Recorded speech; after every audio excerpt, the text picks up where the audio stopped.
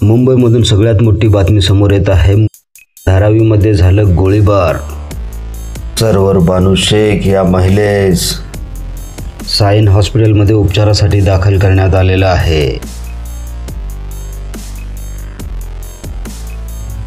ही 32 वर्षीय महिला घराजवळ उभी होती त्यावेळेस तिच्यावरती गोळीबार करण्यात आला। या घटनेची नोंद शाहूनगर पोलीस ठाण्यात करण्यात आलेली आहे। हत्येचा प्रयत्न म्हणून या घटनेची नोंद करण्यात आलेली आहे।